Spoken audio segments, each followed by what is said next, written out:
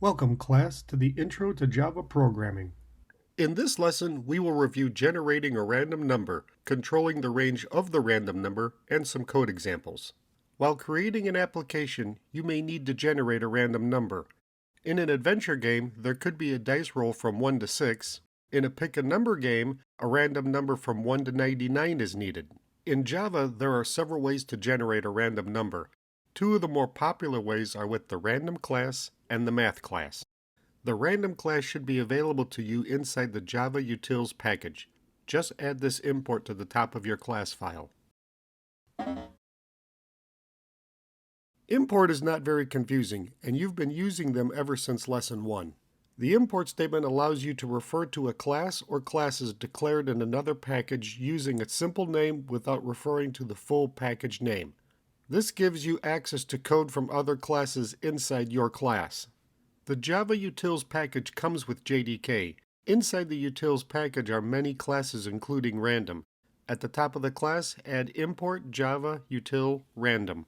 From this point forward in your class, random equals Java Util random. This is a simple name or identifier to a full package name. If you review code from prior lessons, you will see import statements in the test classes and some of the example classes we built. One tip: avoid using the asterisk at the end of the import statement like this. Always try to indicate the specific class needed. Here is an example of creating an instance of the random class. You can now generate three types of random numbers: a number from 0 up to but not including 1, a number from 0 up to but not including an upper boundary or bound number like 10, and all possible values allowed by the data type. Depending on the type of random number needed, you have options. Here are a few methods used to generate a number from 0 up to but not including 1. Next double will return a double data type, and next float will return a float data type. The result will contain a decimal number like 0.123, 0.57, or 0.987. There is one method used to generate a number from 0 up to but not including an upper boundary or bound. Next int will return an int data type. With a bound number of 10, the result will be 0 to 9.999. After dropping the value to the right of the decimal, you are left with a whole number from 0 to 9. Here are a few methods used to generate a number allowed by the selected data type. As you might expect, next boolean will return a boolean data type, next int will return an int data type, and next long will return a long data type. The boolean data type only allows two possible values: true or false. Next boolean will return one of those values. The int data type will allow a whole number from roughly negative 2.1 billion to positive 2.1 billion. The next int will return one of those possible values. The long data type will allow a very large whole number. Next long will return nearly any of these possible values. The math class is static and typically will not need an import statement. If needed, it can be found inside the Java lang package. The math class can only generate one type of random number, a number from 0 up to but not including 1. The random method will return a double data type just like the random class's next double method. The number 0 to 1 does not appear to be very useful. However, it can be multiplied by another number that has more meaning.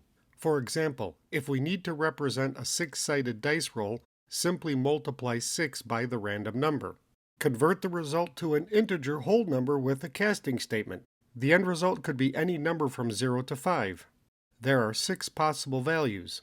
If 1 is added to the result, we could have a number from 1 to 6, the random dice roll number. Notice there are 3 key steps. Define the upper boundary. In this case, it was not higher than 6. Multiply by the 0 to 1 random number, and cast the result to an integer. With the math class, you need to do all 3 steps. With the random class, some methods require you to do all 3 steps also.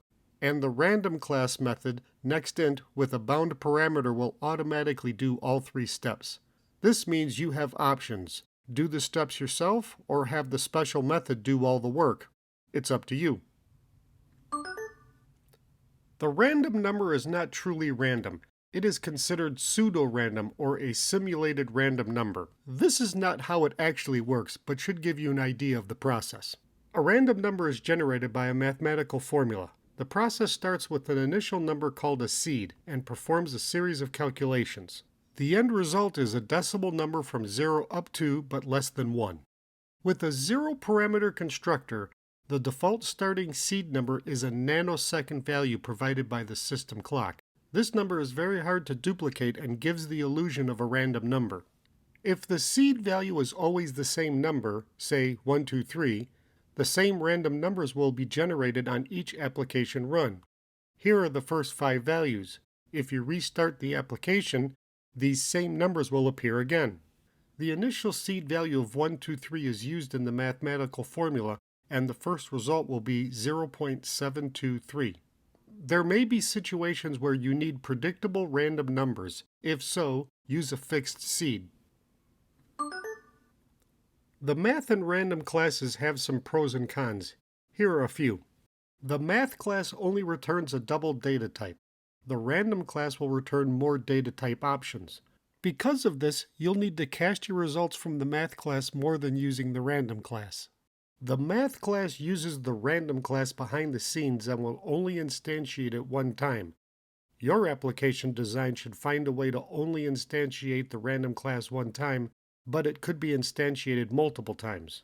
The math class does not allow an upper bound setting. The random class does. The math class does not allow an initial seed value. The random class does. Both classes are easy to use and give you options to consider. Let's look at some code next. Open the first program project in IntelliJ, close any open class tabs, create a new package called random. Create a new class called GenerateRandomNumber. This is the public static void main method used to start the application. This method is called by main and will be used to call additional methods for this lesson. This method demonstrates the use of the random class. Inside this for loop, several popular methods are called and held in a variable. On this line, any value could be displayed. Here, the myDouble variable is displayed. Let's run the code and view the results. Notice 5 random numbers are displayed, all from 0 up to but not including 1. Let's display the variable myIntBound instead. Let's run the code.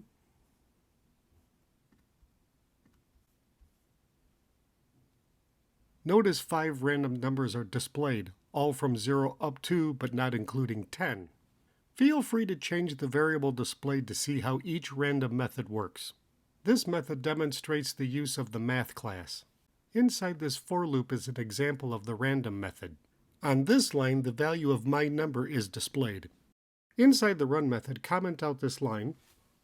Add this line to call random with math class. Now run the code.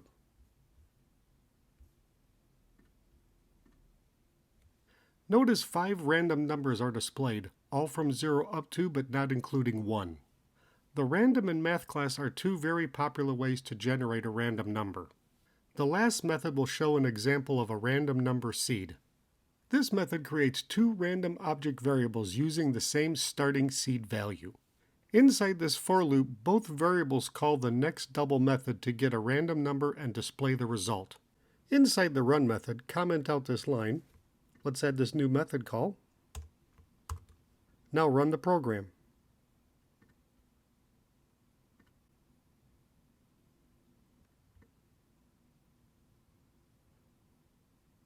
Notice that both variables produce the same random number, 0.72, 0.99, 0.25, 0.60, and 0.80. I will place a screenshot of these values off to the right. Let's run the code again. The numbers are the same, 0.72, 0.99, 0.25, 0.60, and 0.80. There may be situations where you need predictable random numbers. If so, use a fixed seed. Here's a summary of all the code you wrote for this lesson. You should now have an understanding of random number generation with the random and math classes. 3 types of random numbers can be generated. a number from 0 up to but not including 1, a number with an upper bound limit, and any value allowed by a selected data type. To create predictable random numbers, use an initial starting seed. Code examples were provided to illustrate these options. In the next lesson, we'll discuss the try, catch, and finally statements. Remember, future senior developers, make it work, prove it works, then make it better. Ready? Break!